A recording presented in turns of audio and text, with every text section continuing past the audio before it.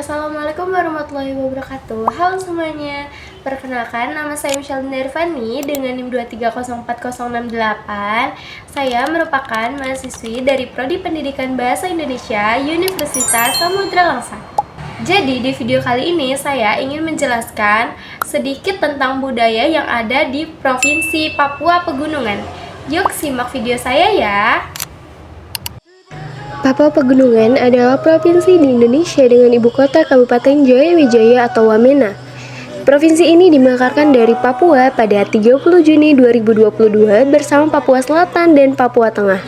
Papua Pegunungan menjadi salah satunya provinsi di Indonesia tanpa garis pantai.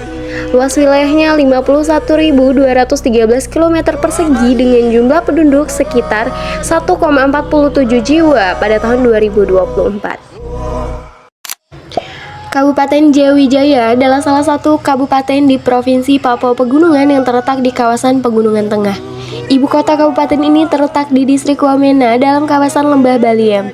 Lembah Baliem lebih sering terkenal sehingga banyak orang menyebut Lembah Baliem ini identik dengan Jayawijaya atau Wamena. Dalam literatur asing, Lembah Baliem juga sering disebut sebagai lembah yang sangat besar dengan luas wilayahnya 2.722 km persegi, menjadikannya kabupaten terluas di urutan ke-8 di Provinsi Papua Pegunungan. Jumlah penduduknya sebanyak 275.289 jiwa dengan kepadatan 101 jiwa per kilometer persegi. Selanjutnya ada Kabupaten Lanijaya yang dibentuk pada tanggal 4 Januari 2008 berdasarkan Undang-Undang Nomor 5 Tahun 2008. Nama kabupaten ini berasal dari suku Lani yang mendiami daerah ini. Jumlah penduduk Lanijaya sebanyak 203.524 jiwa yang memiliki luas wilayah 2.844 km persegi, menjadikannya kabupaten terluas di urutan ke-7 di Provinsi Papua Pegunungan yang memiliki kepadatan 71 jiwa per kilometer persegi.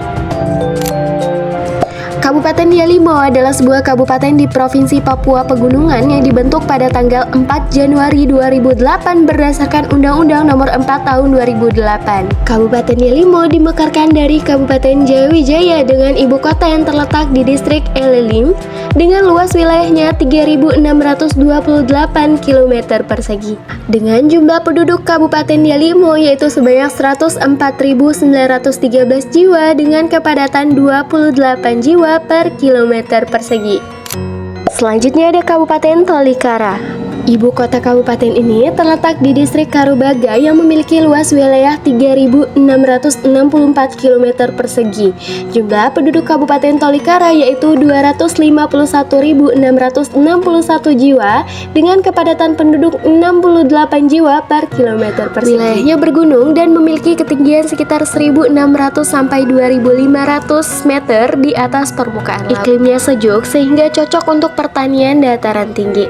Pemandangan alam yang indah dengan bukit, lembah, dan kabut tebal di pagi hari. Penduduk asli mayoritas dari subsuku Dani, khususnya Dani Barat dan Tangma. Bahasa daerah masih sangat aktif digunakan di masyarakat. Namun di beberapa wilayah internet belum stabil sehingga komunikasi antar wilayah masih sangat tergantung pada radio dan komunikasi satelit. Bandara Karobagan menjadi salah satu akses menuju Tolikara karena jalur darat masih sangat terbatas. Jalur udara ini bisa menghubungkan Tolikara dengan Wamena, Jayapura, dan daerah sekitarnya. Selanjutnya ada Kabupaten Mamberamo Tengah yang dibentuk pada tanggal 4 Januari 2008 berdasarkan Undang-Undang Republik Indonesia Nomor 3 Tahun 2008. Ia memiliki luas berkisar antara 3.706 km persegi dengan kepadatan penduduk yaitu sekitar 49.000 jiwa. Nah, selanjutnya ada Kabupaten Duga yang memiliki luas wilayah 12.941 km persegi. Nah, kabupaten ini memiliki ibu kota yang berada di distrik Kenyam yang memiliki luas wilayah 12.941 km persegi dengan jumlah penduduk 112.173 jiwa. Nah, mayoritas wilayahnya ini masuk ke dalam area Taman Nasional Lorentz, yaitu hutan lindung yang kaya akan keanekaragaman hayati. Selanjutnya ada Kabupaten Pegunungan Bintang dengan ibu kota kabupaten ini yang terletak di distrik Oksibil. Kabupaten ini berbatasan langsung dengan negara Papua Nugini loh, dan memiliki luas sekitar 15.683 km persegi dengan jumlah penduduk yaitu sekitar 114.150 jiwa. Selanjutnya ada Kabupaten Yahukimo, yaitu adalah sebuah kabupaten yang beribu kotakan di distrik Sumohai. Tapi karena keterbatasan fasilitas mengakibatkan pusat pemerintahan sementara masih berada di distrik Dekai yang memiliki luas wilayah 17.152 km persegi dengan kepadatan jumlah penduduk sekitar 355.610 jiwa. Nah, selanjutnya kita akan masuk ke budaya apa saja yang ada di Papua Pegunungan ini. Nah, jadi di Papua sendiri memiliki 4 suku utama yang meliputi: yang pertama ada suku Dani atau Hubula, yang kedua ada suku Lani, yang ketiga ada suku Yali, yang keempat ada suku Nduga. Nah, di beberapa pedalaman, mereka masih menggunakan pakaian adat sebagai busana sehari-hari mereka. Keunikannya adalah mereka tidak menggunakan baju atasan kain, melainkan memanfaatkan bahan-bahan alami dari alam sekitar. Ada pria menggunakan koteka, yaitu penutup bagian vital yang terbuat dari buah labu air yang dikeringkan. Untuk aktivitas sehari-hari, mereka memakai ukuran yang lebih pendek agar mudah bergerak. Cara pakainya dengan cara seutas tali ke pinggang. Suku Yali juga menambahkan lilitan rotan di perutnya. Nah, yang lebih menarik, wanita yang belum menikah yaitu menggunakan sali atau rok rajutan yang terbuat dari bahan dasar kulit kayu atau serat pohon alami. Kain ini umumnya berwarna coklat atau merah bata. Sedangkan wanita yang sudah menikah menggunakan yokal. Rok tradisional ini berwujud anyaman yang berwarna kemerahan atau kecoklatan yang dililitkan untuk menutup tubuh bagian bawah.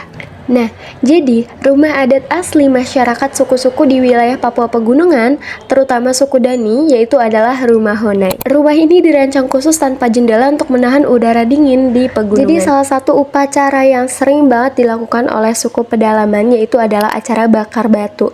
Jadi di sana itu ada api yang besar, lalu batunya itu dipanasin ke dalam api tersebut. Nah, lalu mereka memotong babi. Kemudian babinya dimasukkan ke dalam lubang dan dikelilingi dengan batu-batu panas yang tadi udah dibakar.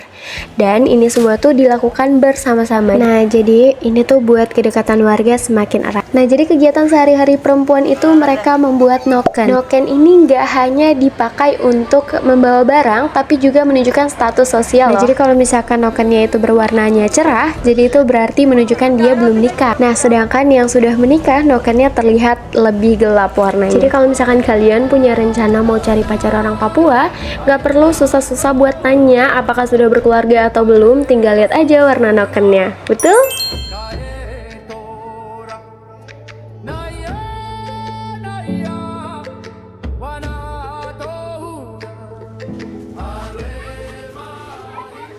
Nah, selanjutnya kebudayaan yang unik dari suku Papua Pegunungan adalah pengawetan mumi.